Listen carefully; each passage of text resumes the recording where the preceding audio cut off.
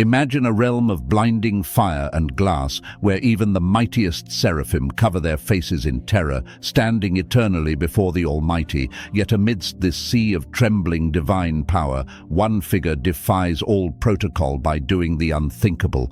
He is sitting down. Who is this mysterious entity so trusted that he shares the posture of God himself while others bow? And is he a second deity, or does he hold a secret origin that connects directly to you? This isn't just a legend, it is the forbidden mystery of Metatron, the heavenly scribe who was once a flesh and blood man named Enoch.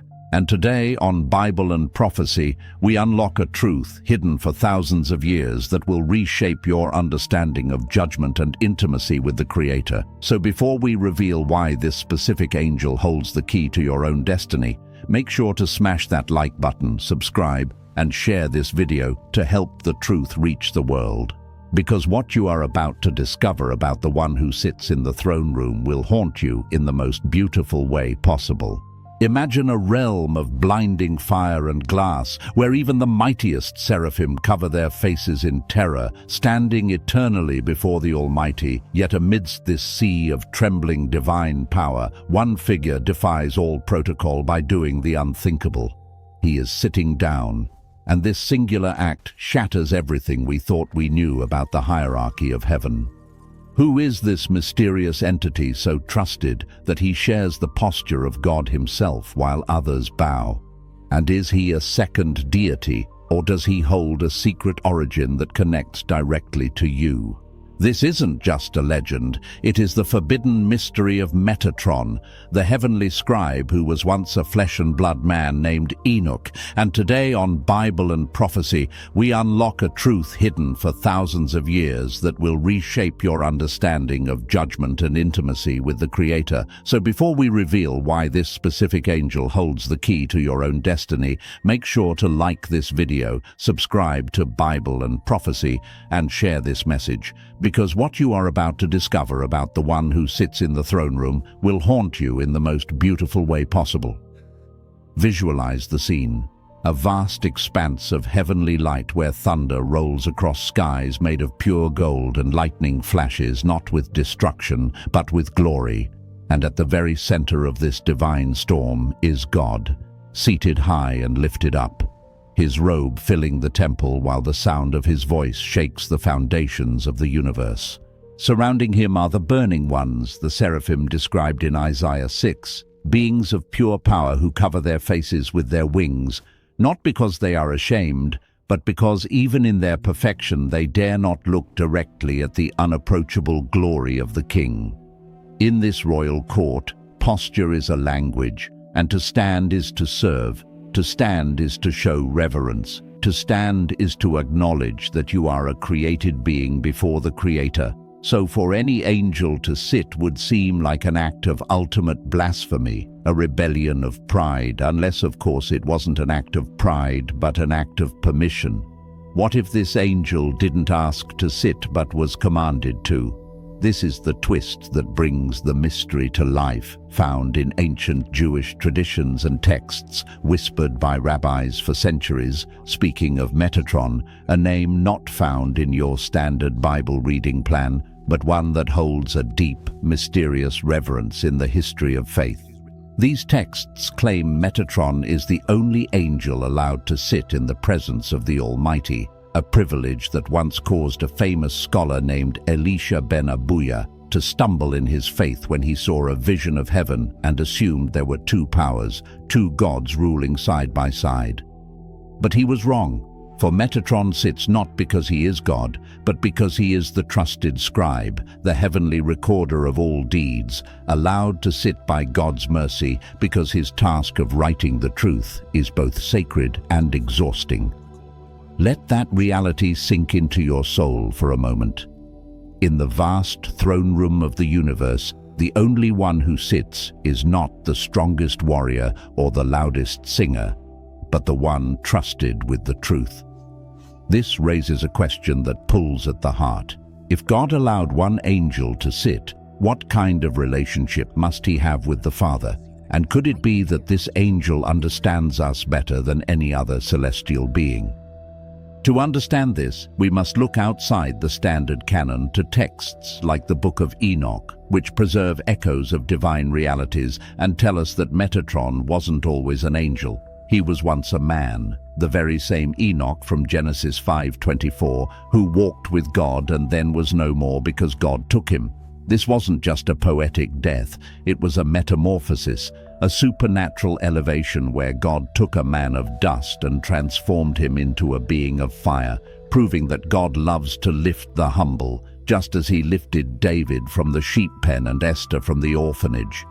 The Book of Enoch paints a portrait of a man obsessed not with power, but with righteousness, a man who sought God's heart so deeply that God decided he could not let him die like other men, but instead brought him home to become the heavenly scribe, the keeper of records, the watcher of time. He sits to write the names in the book of life, recording every prayer whispered in the dark, every act of kindness that goes unnoticed by the world, and every tear of injustice, sitting not in arrogance but in holy duty.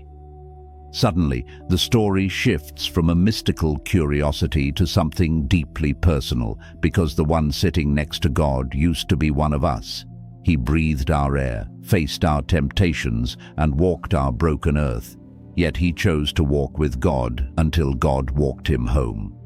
This leaves us with a haunting question. Have you ever wondered if the things you do in secret are remembered, or do you fear that your mistakes define you? The Bible tells us in Revelation that books will be opened, real books of remembrance and judgment, and tradition says Metatron is the one writing in them, not to condemn you, but to witness your life, recording the single mom who prays through exhaustion, the addict who stumbles but tries again, and the believer who cries themselves to sleep yet still holds on to faith.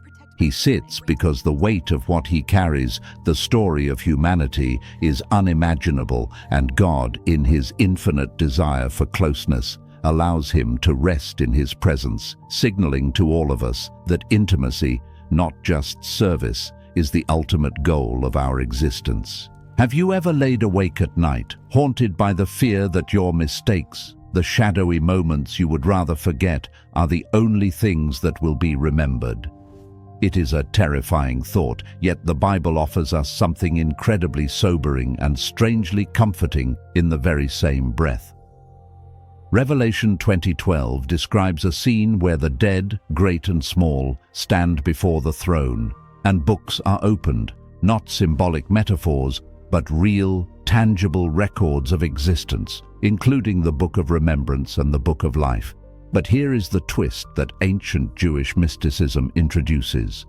They say Metatron is the one who holds the pen.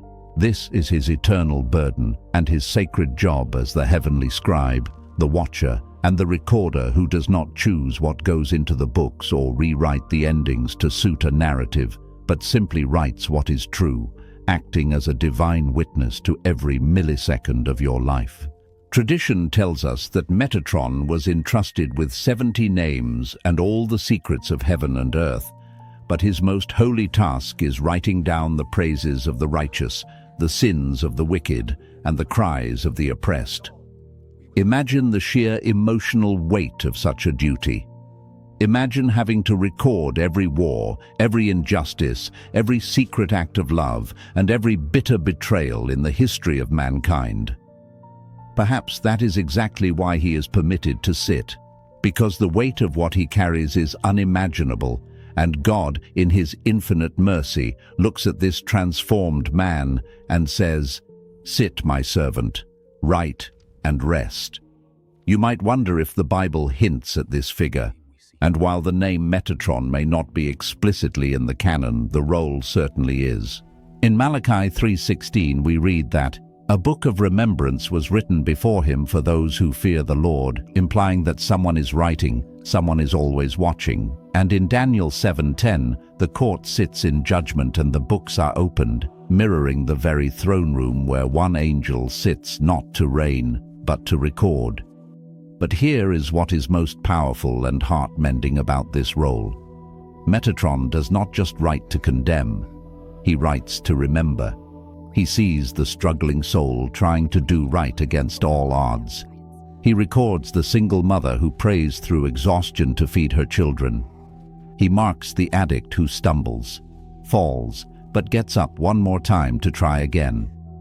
He writes down the night you cried yourself to sleep, not because you failed, but because you still believed in God despite your pain.